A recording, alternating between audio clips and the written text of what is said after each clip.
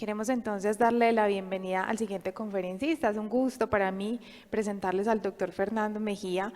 El doctor es especialista en enfermedades infecciosas y tropicales, tiene una maestría en control de enfermedades infecciosas, es miembro del grupo de investigación de HTLV1 en el Instituto de Medicina Tropical Alexander von Humboldt de la Universidad Peruana Cayetano Heredia y tiene varios estudios de investigación en epidemiología y control del HIV y del HTLV1. Es docente de la Universidad Peruana Cayetano Heredia, incluyendo el curso Gorjas. Profe, bienvenido. Muchas gracias por estar acá. Bueno, buenos días con todos. Gracias por la invitación a la CIN, a los organizadores. Y es un gusto para mí estar presente y presentarles algo que vemos a diario, ¿no? En el Perú, en la institución donde estamos. Y bueno, reencontrarme con buenos amigos. Lo que me pidieron hablar es sobre HTLV1 del diagnóstico a la realidad, ¿no? O sea,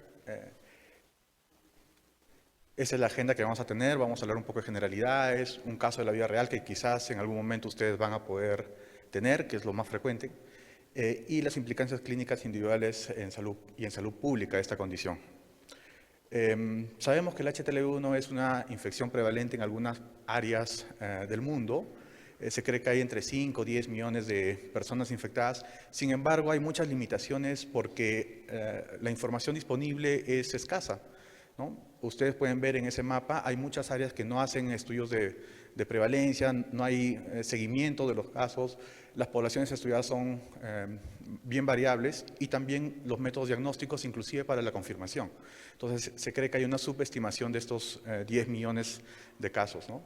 Por ejemplo, la OMS acaba de sacar un reporte que incluye, por ejemplo, lo que son cero prevalencia en bancos de sangre, ¿no? Cada uno de estos puntos representa algún estudio que en algún momento se haya hecho. Como ven, en la parte norte-este de África, donde se cree que puede ser prevalente, no hay ningún estudio que hayan reportado, ¿no? Y así en varias regiones del mundo. Una forma de medir también el impacto de una infección que pueda ser transmitida sexualmente es en mujeres gestantes. Y miren, el número de puntos se reduce significativamente. O sea, hay muy pocos estudios de prevalencia en esta población, ¿no? Inclusive en las regiones o en los países hay subpoblaciones que muestran diferentes prevalencias, ¿no? Como por ejemplo, se pueden ver el punto o el lado en Perú, hay diferentes puntos con diferentes prevalencias, ¿no? Y en Colombia, en la costa del Pacífico principalmente. Bueno, sabemos que es el primer retrovirus identificado, es que se integra al ADN celular y va a producir una infección crónica, infecta preferentemente los linfocitos CD4, como el parecido al VIH, pero a diferencia del VIH va a producir una proliferación espontánea de células. Y esto también va a llevar a una producción de mediadores inflamatorios, ¿no? Con consiguiente inflamación crónica. La transmisión en zonas endémicas es principalmente por lactancia materna. Eso es algo que es muy importante de resaltar, porque quizás esta sea la estrategia principal de prevención en las zonas endémicas. También puede haber transmisión sexual, es más frecuente que el hombre transmita a la mujer, contrario a que la mujer transmita al hombre, y debe ser en todos los sitios donde se realizan trasplantes o donaciones obligatorio el screening, ¿no? Porque se ha visto que estos pacientes tienen mayores complicaciones para el desarrollo de mielopatías agudas asociadas a infección por HTLV1. Y hemos tenido varios casos al respecto, ya sea por receptores o por donantes HTLV1 positivos, ¿no? Entonces, es raro la transmisión intraparto, así que la mayor carga de transmisión se da por lactancia, ¿no? Y eso hace que esta sea principalmente una infección de alcance familiar. Entonces, cada vez que ustedes encuentren un paciente con HTLV1 positivo, definitivamente puede haber más de un miembro de la familia con esta condición. Y nunca deben de perder la oportunidad de prevenir y eliminar esta infección dentro de la familia y así evitar muertes, discapacidad, costos en salud a estas familias, ¿no? Que usualmente son familias de sitios pobres. Entonces, que haya discapacidad, que haya enfermedades de alto costo en familias pobres, los hace más pobres. Y finalmente hay que no perder de vista esta condición. Este es un caso de la vida real, ¿no? Que les traigo porque probablemente ustedes lo vayan a ver en su día a día. Este es un paciente que va a donar sangre para un tío que tiene una leucemia, que está hospitalizado en un sitio oncológico, y le sale que tiene una prueba positiva para HTLV1, ¿no? Entonces, la pregunta es, ¿qué hago? Normalmente yo he preguntado a muchos médicos qué harían y, bueno, lo evalúan, lo hago seguimiento, pero ¿qué debo seguir? ¿Qué debería hacer con ese paciente? ¿Me conformo con ese resultado? ¿Lo confirmo? ¿Cómo lo confirmo? Eso vamos a desarrollar. Lo primero es brindar consejería básica sobre HTLV1, ¿no? Y no es fácil, porque ¿cómo le explicas a un paciente que quizás tiene poca probabilidad de desarrollar alguna enfermedad cuando no sabremos realmente cuáles son todas las enfermedades relacionadas propiamente a HTLV1?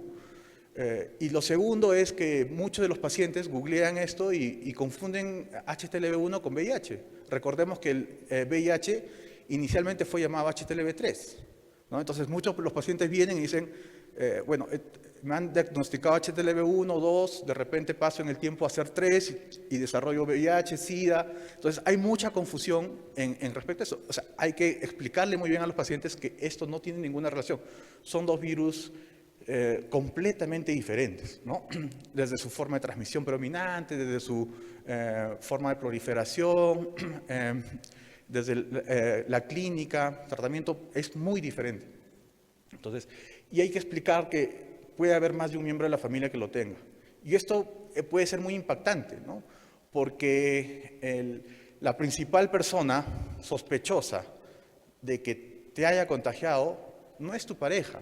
Tú no eres el principal responsable, es tu madre, que un acto de amor, como es la lactancia materna, y que es muy promovida, infecta, sin querer, a los pacientes. Entonces, es difícil de asimilar esta consejería y cómo decirle a la madre, que es la principal sospechosa de haberle transmitido la infección, ¿no? Y que tiene que estudiar no solamente a la madre, sino a los hermanos, a los tíos, a los abuelos, etcétera, etcétera. Entonces, y sí, todo paciente, una vez que se confirme, debería estar en una evaluación médica periódica. Es importante que en los asintomáticos se corrobore que los pacientes tienen realmente HTLV1. Las pruebas de ELISA son más asequibles, sin embargo, en pacientes asintomáticos existe una buena probabilidad de ser falso positivo. En la cohorte que tenemos, todos los pacientes donantes que llegan, más o menos tenemos alrededor de un 40% de falsos positivos. Entonces, 40% para una prueba comparada, por ejemplo, con VIH, es alta. Entonces, necesitamos ir a pruebas confirmatorias necesariamente en pacientes asintomáticos, ¿no? En pacientes que vienen con condiciones claramente asociadas, también hemos hecho algunos estudios que no bastaría ir a pruebas confirmatorias porque son costosas o poco disponibles, sino bastaría con repetir algún otro método de tamizaje por distinta metodología, ¿no? Pero siempre en asintomáticos hay que realizar la confirmación, ¿no? A través de un Western blot, de un INOLIA o PCR. ¿Cuál es el problema, no? El Western blot, por ejemplo, es un método costoso. Y no siempre está disponible, ¿no? Y las pruebas moleculares no son estandarizadas. O sea, casi todas las pruebas moleculares son in-house. O sea, el instituto en el cual trabajo, hemos desarrollado una prueba molecular para medir carga proviral, pruebas de PCR cualitativo, pero eso no es replicable en otros sitios. Los brasileños tienen sus propias pruebas moleculares, los japoneses tienen su forma de elaborar, y esto genera una variabilidad. Entonces, no es como en VIH, que por ejemplo todos manejan una prueba comercial, estándar. Hay ciertas limitaciones en eso, ¿no? Por ejemplo, en Colombia, ¿cómo confirman con prueba molecular? ¿Qué institución lo hace? No hay, ¿no? Para ciertos casos. Y sí es importante para ciertas condiciones, por ejemplo, para pacientes con leucemia y linfoma, para ver respuesta al tratamiento y disminución de carga proviral, tenemos que hacer seguimiento de carga proviral. Y la carga proviral es importante por esto, ¿no? Porque indica el número de células infectadas por HDV1 como un proxy, como una aproximación, ¿no? Asumiendo que hay una copia por cada célula infectada. Pero esta es muy variable también, ¿no? Recordemos que el HTLV1 solamente infecta a células y no hay no puede o no se mide fuera de la célula. Por eso es que la carga proviral es variable a diferencia de otros virus, por ejemplo con VIH, que a mayor carga viral en VIH, mayor progresión de enfermedad, pronóstico, etc. ¿no? En HTLV1 no, porque el punto de equilibrio también es variable, ¿no? Por ejemplo, los pacientes con paraparesia espástica o con leucemia linfoma células T del adulto tienen usualmente cargas provirales más altas, pero tenemos nosotros muchos asintomáticos con cargas provirales muy altas, o también pacientes con paraparesia espástica con cargas provirales bajas. Entonces, hay esta variabilidad que no se ve en otros virus, y también tiene que ver con, como le dije, con la variabilidad que se ve con la realización de las pruebas de cargas provirales entre los laboratorios, ¿no? Varía esta carga proviral de acuerdo a condiciones clínicas y principalmente a quién lo realiza. Hay que siempre emplear antecedentes, ¿no? El paciente lactó, cómo lo adquirió, evaluar a las parejas. Es importante preguntar problemas dermatológicos en la infancia, ¿ya? Cada vez hay mayor registro y evidencia de que la dermatitis infectiva del niño va a llevar a mayor riesgo de desarrollo de mielopatía asociada a HTLV1 y a leucemia en la adultez o en la adolescencia. Entonces, estos son los pacientes que hay que poner énfasis, ¿no? Si tuvo problemas dermatológicos en la infancia, mucho énfasis. Antecedentes de enfermedades, buscar enfermedades discapacitantes en la familia o de neoplasias. ¿Por qué? Porque también nosotros tenemos muchas familias donde hay clúster de enfermedades, ¿no? Hay más de un miembro de la familia con la misma enfermedad, ¿no? Hermano, primo con paraparesia espástica, hermano o hijo y tío con leucemia linfoma a células T del adulto, especialmente para estas condiciones severas. Y hay que hacer una búsqueda exhaustiva de manifestaciones clínicas, ¿no? ¿Qué cosa buscar? Preguntar siempre síntomas o manifestaciones oculares, ¿no? Si es que se encuentras, hay que referir al oftalmólogo para que nos diga si es que hay o no una condición relacionada. Siempre buscar manifestaciones dérmicas. Nosotros desvestimos a los pacientes para examinarlo digamos, sistemáticamente, ¿no? Buscamos máculas, pápulas, erupciones, costras, piel descamativa, ¿no? Uno puede decir, este es un paciente mal cuidado, tiene cerosis, pero no, pueden ser otras condiciones asociadas. Y siempre hay que referir al dermatólogo para posible biopsia cuando son muy recurrentes, ¿no? ¿Por qué? Porque clínicamente o clásicamente se dice que los pacientes con HTLV1, el 95% van a ser asintomáticos. Y ponemos asintomáticos entre comillas porque no es del todo cierto, ¿no? Y que estas dos principales enfermedades, como son la mielopatía y la leucemia asociada a HTLV1, son las más graves. Y la leucemia, por ejemplo, con una sobrevida baja, ¿no? A los 4 años, o los pacientes con mielopatía que van a tener una discapacidad severa al corto tiempo. Más del 50% de ellos, al cabo de 5 años del diagnóstico, pueden llegar a silla de ruedas, ¿no? Sin embargo, hay cada vez más evidencia de que hay otras enfermedades, no solamente estas descritas, y no es el clásico 5% de probabilidad de enfermar, ¿no? Hay quizás más del 10% de enfermedades que pueden estar claramente asociadas a estos, incluimos otras. Esto, por ejemplo, es uveitis recurrente. En el Perú, por ejemplo, es la principal causa de uveitis intermedia, ¿no? Todo paciente con uveitis lo solicitamos HTLV1 y es la principal causa. Este era un paciente, por ejemplo, que ustedes ven ahí, parecen unos sabones, y sí, el paciente tomaba un poco de corticoides, remitía y era recurrente, así como esta señora que ella asumía que era una fotodermatitis, porque es más, seguía el trayecto de exposición al sol, como pueden ver, ¿no? O esta señora que tenía cerosis y lesiones intradérmicas, o este paciente que tenía una tiña y debajo de la tiña, todos estos casos eran leucemias, linfomas o células T del adulto. Entonces hay que estar muy atentos a las lesiones dermatológicas en los pacientes con HTLV1. Y no solamente eso, sino buscar también escabiosis, ¿no? Sarna costrosa, que los pacientes a veces no lo perciben, porque la sarna costrosa no pica, no es la típica manifestación clínica de prurito, el nocturno, no tienen esta manifestación. Este paciente tenía una sarna importante y debajo de la sarna también un leucemia células T del adulto, ¿no? Hay que buscar manifestaciones tiroideas, manifestaciones neurológicas, preguntar por síntomas urinarios, ¿no? Retención, vejiga hiperactiva, constipación, dificultades para marcha. Muchos de los pacientes tenemos que empiezan la mielopatía con lumbalgia, ¿no? Que es un síntoma claro de que hay que estar muy alertas, ¿no? O refieren torpeza al caminar, y que puede ser muy imperceptible para los pacientes. Entonces, uno tiene que buscar signos piramidales todo el tiempo, ¿no? O en cada evaluación. Y si los encuentra, referir, ¿no? Referir para evaluación conjunta con el endocrinólogo, con el neurólogo, y también ir preguntando por manifestaciones gastrointestinales, ¿no? Si hay síntomas constitucionales y no hay respuesta al tratamiento, si es que encuentran estrogeloides, siempre insistir, ¿no? Por ejemplo, esta paciente que tuvo estrogeloides, le dimos tratamiento, no mejoró, pasó a hacer un estudio endoscópico, encontramos esto, y finalmente, además de estrogeloides, tenía leucemia linfoma celular T del adulto, ¿no? Entonces, hay que estar siempre pensando en cuando hay síntomas constitucionales, la búsqueda de neoplasia.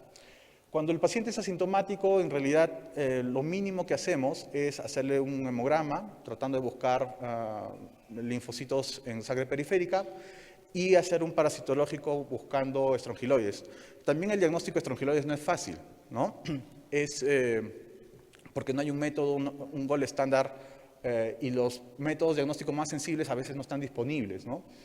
Y sí creemos, por ejemplo, estamos haciendo estudios con la Universidad de Japón porque creemos que el estrongiloides es un marcador para desarrollo también de neoplasia células T del adulto, ¿no?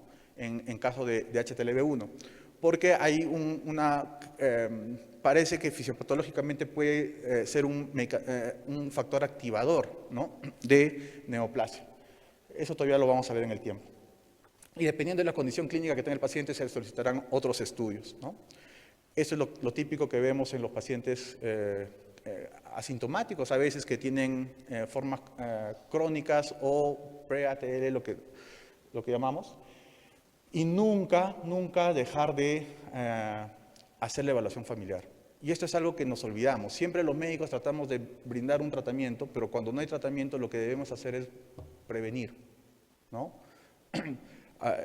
Lo usual que yo consulto mucho y dicen, no hay nada que ofrecer. Es falso, tenemos mucho que ofrecer en prevención, en educar a los pacientes en cómo eliminar esta infección que felizmente en los últimos pocos años ha tomado un poco más de importancia por los organismos decisores, ¿no?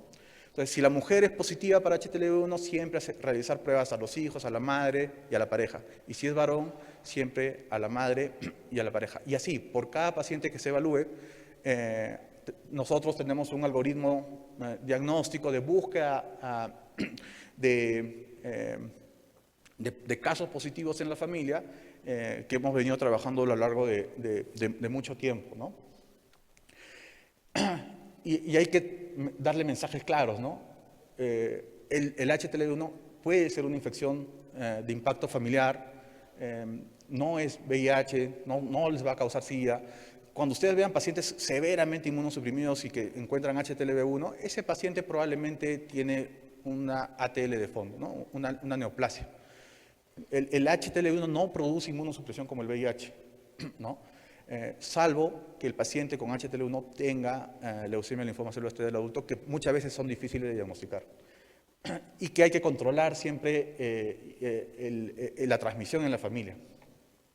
Y hay que hacer búsqueda sistemática, ¿no? Si el paciente es asintomático, nosotros lo que hacemos es, todo el tiempo buscamos la evaluación de la composición familiar. Cada año, un miembro de la familia crece, tiene pareja, va a tener hijos, y hacemos siempre buscar la oportunidad de prevenir, ¿no? En un momento determinado, los hijos pueden ser menores de edad, 10 años después, esos hijos van a tener hijos, y así, ¿no? Si son positivos, pueden transmitir, y todo el tiempo estamos evaluando la composición familiar para prevenir, ¿no? Siempre se hace la búsqueda sistemática de manifestaciones clínicas y referencia de acuerdo a la presentación. Si el paciente es sintomático o tiene una enfermedad claramente relacionada, el seguimiento es mucho más cercano, ¿no? Con las especialidades correspondientes. Este paciente que fue a donar, le encontramos algunas lesiones, él las asumía como normal porque usaba corticoides tópicos, remitían, y terminó siendo un linfoma cutáneo, ¿no? Una forma crónica. Y cuando se hace el estudio familiar, los padres tenían HTLV1, los hermanos tienen HTLV1, felizmente todos asintomáticos, pero esta es una familia que está en seguimiento cercano porque tienen riesgo probablemente también si es que hay un caso oncológico. Ya tuvo el tío hospitalizado por leucemia, él una leucemia, probablemente los hermanos en el futuro pueden desarrollar leucemias, ¿no? Y esto es lo que hemos visto, por ejemplo, en la corte que tenemos, ¿no? El doctor Gotuso, que fue el pionero en investigación en este aspecto, desde el 89 que se creó la unidad, hemos evaluado más de 8.000 personas, ¿no? Hay cerca de 2.339 casos índice entre donantes, enfermedades relacionadas a HTLV1, encontramos 3.675 personas y aproximadamente el 40% de estos son de casos y estudios familiares, ¿no? Y hemos estudiado cerca de 1.500 familias, ¿no? Y miren la carga de enfermedad que hemos encontrado en esta evaluación. Más de 500 pacientes con parálisis espástica, más de 100 linfomas, estrongiloidiasis severa, ¿no? Entonces, el instituto es un centro de referencia actualmente para lo que es manejo y prevención de enfermedades relacionadas a HTLV1. ¿Cuáles son las implicancias clínicas? Hay enfermedades muy bien relacionadas, asociación claramente definitiva, como son las dos primeras, y hay otras con asociación probable, ¿no? Sin embargo, hay mucho todavía por evaluar, porque los portadores asintomáticos, entre comillas, no lo son. O sea, alguien puede creer que uno puede estar completamente asintomático teniendo un virus que todo el tiempo está replicando de forma lenta y produciendo inflamación. Cuando se ha evaluado marcadores inflamatorios en pacientes con enfermedades asociadas a HTLV1 son diferentes comparado con los asintomáticos y estos asintomáticos son completamente diferentes comparado con personas no infectadas. O sea, hay todavía mucho por aprender, ¿no? Y esto es lo que vemos y cada vez hay un poco más de estudios que los pacientes con HTLV1 tienen problemas dermatológicos, no necesariamente relacionados a HTLV1, enfermedades o infecciones con un patrón un poco diferente, ¿no? No solamente la paraparesia espástica tropical, ¿no? Sino otro tipo de manifestación neurológica, miositis, neuritis, entre otras, o enfermedades pulmonares en pacientes que no tienen ningún factor de exposición y que se ha encontrado en los estudios también el HTLV1 a nivel de tejido alveolar. ¿Y qué ha pasado, por ejemplo, en todo este tiempo? Los pacientes con HTLV1 no son visibles, ¿no? A diferencia, por ejemplo, de VIH, ha habido tanto avance, tanta investigación, tratamientos, HTLV1 no sucede eso, ¿no? Y desde el punto de vista de salud pública, durante muchos tiempos ha sido invisible el HTLV1. Porque también los propios personal de salud no sabemos cómo explicar esto, ¿no? Y esto lo llevamos en un congreso, ¿no? Que organizamos el 2019 y acaba hace una semana también de realizarse un congreso en Australia. En este Congreso Mundial de 2019 dijimos, bueno, vamos a pasar a una política de salud pública, o sea, hay que llamar la atención, ¿no? Muchos expertos escribieron al OMS en cartas en Lancet, se realizó este congreso que organizamos y finalmente en estos 2 últimos años la OMS o OPS por lo menos han empezado a discutir el tema, ¿no? A sacar un reporte técnico de la situación de HTLV1 y consideran que es una infección que puede ser erradicada, ¿no? Simplemente con prevención. ¿Y por qué? Porque cada vez también hay más información de que los pacientes con HTLV1 tienen menor expectativa de vida que los pacientes no infectados. Esto se ha visto en Australia, en algunos estudios en África. Nosotros también estamos evaluando esto y al parecer así es. Entonces, hay todavía mucho por descubrir, ¿no? Entonces, no se olviden, HTLV es una infección crónica, múltiples manifestaciones clínicas, siempre hay que hacer seguimiento médico cercano, siempre hay que verlo como una enfermedad familiar de transmisión silente y nunca perder la oportunidad de prevenir, ¿no? Evitar muertes, discapacidad, gastos en salud en familias pobres, haciendo estudio familiar completo, ¿no? Y que por el momento lo mucho que tenemos que hacer es el control basado en la prevención de la transmisión, ¿no? Muchas gracias.